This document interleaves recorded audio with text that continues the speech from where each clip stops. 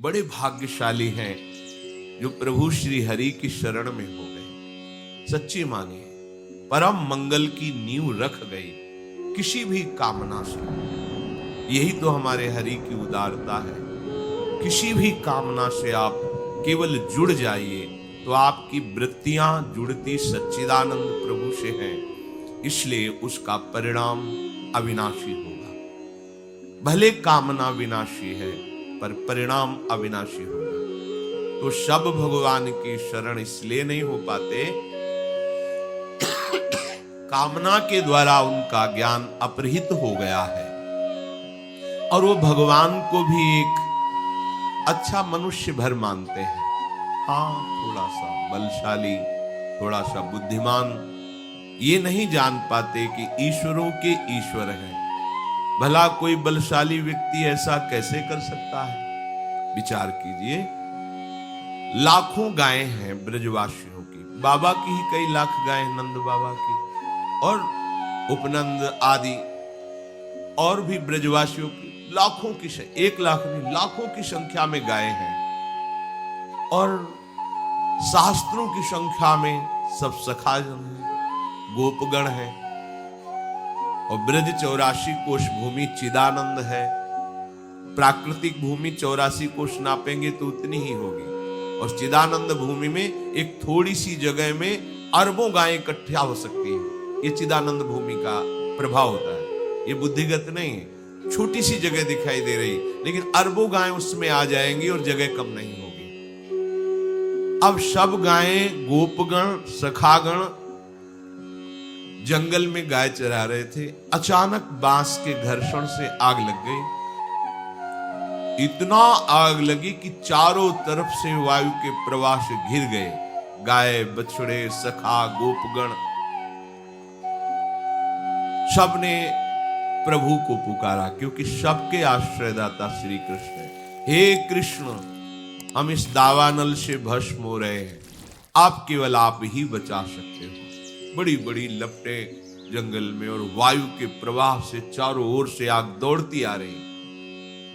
भगवान ने एक शब्द कहा, तुम सब अपनी आंख मूंद लो। आंख मूंद, बस अपने मुंह में पी गए सारी आग, ऐसे कि पूरी आग मुख में आ गई। ब्राह्मणोष मुखमासीत, जो भगवान के मुख से ब्रह्म रूप वेद प्रकट हुए, ब्रह्म भाव से युक्त ब्रह्म ऋषि प्रकट हुए, वहीं भगवान के मुख से अग्नि का भी प्रादुर्भाव है। मानो भगवान ने अग्नि के प्रादुर्भाव स्थान में स्थापित कर दिया, ऐसे किया, मुख में अग्नि आ गई। ये कोई व्यक्ति कर सकता है?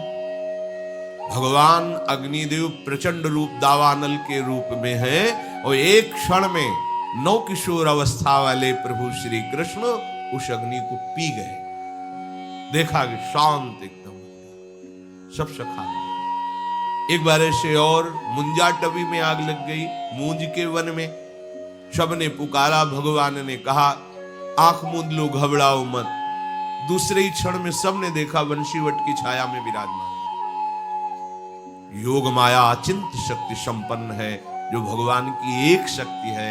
ऐसे अनंत शक्तियों से संपन्न भगवान। काली देह का एक बूंद पानी भी कोई पी ले तो तत्काल मर जाएगा, ऐसा विषैला जल था। बहुत बलशाली कालिया नाग अपने परिवार सहित रहता था। भगवान ने देखा कि प्यास से पीड़ित होकर के गोपगण और गौवें, बछड़े सब जल पिए मर गए। मर गए, जल का ऐसा प्रभाव विषैला था। इतना वर्णन है कि ऊपर से अगर पक्षी निकल जाए तो मरकर नीचे गिर जाता था। ऐसी विषैली धूम निकलती थी काली देह से, क्योंकि कालिया नाग बहुत बड़ा विषधारी था। गरुड़ से टक्कर लेने की सामर्थ्य रखता था, पर उनके पंखों के प्रहार से भागकर यहां आया था और जानता था कि यहां गरुड़ का प्रवेश नहीं है, इसलिए काली देह में निश्चिंत होकर रहता था। यदि हमारे प्रभु मनुष्य हैं तो जरा देखिए, कूद गए काली देह में। एक बूंद पानी किसी भी व्यक्ति को मार सकता, चाहे जितना बलशाली हो, और जा करके सब इस लीला को जानते हैं। ललकारा, कालिया को। कालिया ने जो ही देखा हमारे वास स्थान पर आकर कोई ऐसे स्वतंत्र जलकेली कर सकता है, हमें ललकार सकता है, नागपाश में बांध लिया। ये नागपाश ऐसा भयानक है कि प्रतिक्षण मृत्यु जनित कष्ट देते हुए उसे मार देता है, हर नस नाड़ी को चूर चूर कर देता है। पर अमित बलशाली भगवान श्री कृष्ण के शरीर में उसी को पीड़ा होने लगी, नागपाश छोड़ करके खड़ा हो गया और विचार करने लगा, आज तक तो कोई ऐसा नहीं जो मेरे नागपाश में बंद कर भी बलशाली बना रहे, लेकिन यहां तो मेरा ही नागपाश मुझे ही कष्ट देने लगा। फटने लगा उसका शरीर जैसे ही भगवान को जकड़ने की कोशिश की। भगवान उसके फणों पर ऐसे हाथ रखकर छलांग मारी और ऊपर उसके सिर पर जाकर के नृत्य करने लगे। देवता गंधर्व जो संगीत विशारद जन है सुंदर संगीत बजाने लगे, नटवर नागर उनके फणों पर नृत्य कर रहे। जो फण नहीं झुकाता रौन देते अमित बलशाली श्री कृष्ण। अब विष की जगह खून निकलने लगा, प्राण व्याकुल हो गए। तब उसने हृदय से भगवान हरि को पुकारा, कालिया ने। अब ये नहीं जानता कि अमित बलशाली श्री हरि ही उसके फणों को कुचल रहे हैं। नागपत्नियों ने प्रार्थना की, भगवान नीचे उतर कर आए और कहा, यहां से जाओ रमणक द्वीप, अब मेरे चरण चिन्हों से युक्त हो गया है तुम्हारा शरीर, अब गरुण तुम्हें बिल्कुल विक्षेप नहीं पहुंचाएंगे, सुखपूर्वक रहो, पर ब्रज की सीमा के अंतर्गत नहीं। ये हमारे भोरे भारे ब्रजवासी जनों को किसी भी तरह का कष्ट हो, ये मुझे बर्दाश्त नहीं। परिवार सहित छोड़कर, ये मनुष्य है। छठी का दिन है, अभी 6 दिन के लालजू हैं। भयानक बलशाली देवता भी कांपते हैं, जिससे ऐसी पूतना हलाहल विष लगा करके कंस से वादा करके कि एक नंदन क्या पूरे ब्रजवासियों के 10 दिन के बालकों को मार के अभी आती हूं। भगवान ने पहले ही विचार कर रखा था कि अगर ये अन्य जनों के पास जाएगी तो हमारे सखाओं को हानि पहुंचाएगी। सीधे आकर्षण किया, उसका विचार बदला कि पहले ब्रज के मुखिया नंद बाबा के घर से ही शुरू करते हैं। ऐसा सुंदर रूप बनाया कि लक्ष्मी भी मोहित हो जाए। यशोदा मैया रोहिणी जी ने देखा कि लगता है साक्षात सौंदर्य समुद्र लक्ष्मी जी आ रही हैं, क्योंकि हमारे घर लालजू पधारे हैं, बड़ी कृपा हुई, ये आशीर्वाद। कोई कुछ उसको टोका नहीं, इतना सुंदर रूप बनाया। और सीधे इशारे से पूछा, कहां है लाल? इशारा कर दिया। लालजू ने आंख मूंद ली। आज छठी का दिन है और हमें जहर पिलाने आ रही है। आंख मूंद ली प्रभु ने कि हमारी दृष्टि पड़ने पर कोई कुभाव वाला रह जाए, ऐसा तो नहीं। इसलिए दृष्टि को रोक लिया कि तू अपने भाव पूर्ण कर ले। आइए, प्रभु को गोद में उठाया और अपने भयानक हलाहल विष लगे हुए स्तनों को प्रभु के मुख में दे दिया। करुणा समुद्र है प्रभु, देखो आई है मारने। प्रभु के छोटे छोटे श्री चरण उसके वक्षा स्थल पे हैं, कर कमल से उसका वक्षोज पकड़े हुए हैं और मुख से दुग्ध पान कर रहे हैं। थोड़ी ही देर में आवेश में आए प्रभु और दुग्ध के साथ प्राण पीने लगे। अब तो वो सुंदर रूप छोड़कर भयानक रूप धारण करके चीखती, अरे छोड़ दे, भागी। 6 कोस के वृक्षों को तोड़ती हुई भयानक पूतना मृत्यु को प्राप्त हुई। भगवान ने उसकी जीवात्मा को अपने धाम भेजा। ये मनुष्य है प्रभु, जो लोग इनको समझते हैं कि ये तो कृष्ण मनुष्य है, ये मनुष्य है। जिस समय देवराज इंद्र ने देखा अपनी पूजा को भंग ब्रजवासियों ने कर दिया, एक कृष्ण के कहने पर, और एक पहाड़ की पूजा कराई गिरिराज जी की। अब मैं इनको दंड दूंगा ब्रजवासी। ये पता होना चाहिए कि जो भगवद आश्रित है उसे केवल भगवान ही दंड विधान कर सकते हैं। अगर दूसरा कोई दंड विधान की सोचे तो वो दंड का अधिकारी हो जाता है। भगवत दास को केवल भगवान ही सुधारने के लिए ऐसा विधान रच सकते हैं। त्रिभुवन में किसी की ताकत नहीं कि जो हरि आश्रित हो उसके ऊपर अपना दंड विधान लागू कर दे। कोई भी हो, यमराज थर थर कांपते अपने दूतों से कहा है जिनके गले में कंठी हो, मस्तक पर तिलक हो, मुख में कृष्ण नाम हो, भूल कर मत जाना, नहीं हमको दंड मिलेगा, क्योंकि ईश्वरों के ईश्वर भगवान श्री हरि है। ठाकुर जी के चरणारविंद का थोड़ा भी आश्रय हृदय में रख ले, थोड़ा भी आश्रय,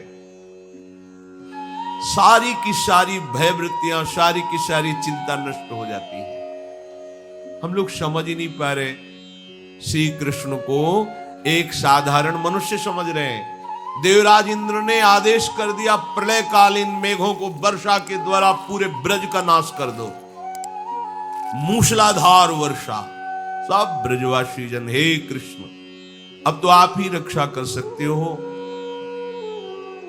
21 किलोमीटर के गिरिराज महाराज खेल खेल में ऐसे उठा लिया, ऐसे 7 दिन 7 रात्रि तक ऐसे संपूर्ण ब्रजवासियों को सुखपूर्वक अपने दर्शन से ऐसा अमृत बरसा रहे थे। न किसी को भूख लगी, न किसी को प्यास लगा, न किसी को किसी भी तरह की अन्य क्रियाएं करने की सोच, लघु शंक, किसी को कुछ। सब मंत्र मुग्ध श्री कृष्ण रूप में खोए हुए हैं, मानो सब समाधि भाव को प्राप्त है।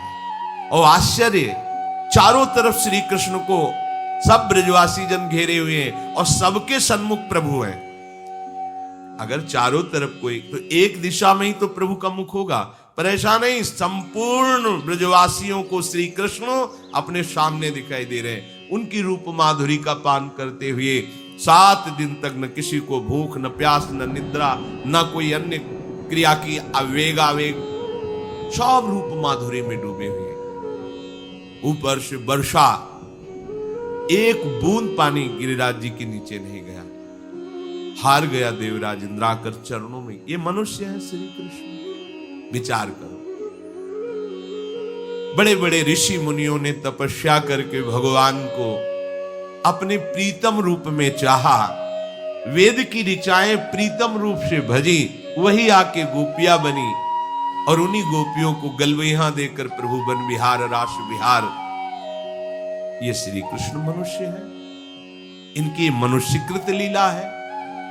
बस ये जो बुद्धि माया के द्वारा अपहृत हो गई है, इसीलिए प्रभु श्री कृष्ण की इन महामहिम लीलाओं को सुनने के बाद, पढ़ने के बाद भी ये बात समझ में नहीं आती। इसीलिए श्री भगवान कहते, नाहम प्रकाशः सर्वस्य योग माया समावृतः मूढ़ोऽयं नाभिजानाति लोको मामजमव्ययम्।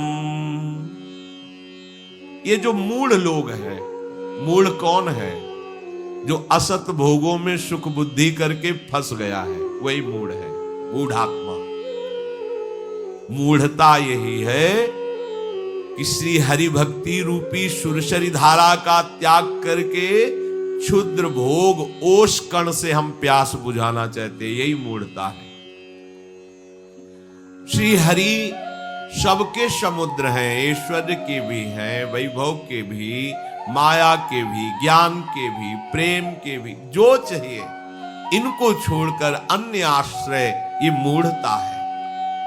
प्रभु कह रहे हैं, ये जो मूढ़ मनुष्य समुदाय है, मूढ़ोयम ना भी जानाती, ये लोग मेरा परिचय नहीं जानते। बड़े भाग्य है जिनको भगवत चर्चा सुनने को मिलती है, भगवत चर्चा करने को मिलती है, भगवान नाम जपने का अवसर मिलता, ये बहुत बड़े भाग्य है। बिना कृपा के संभव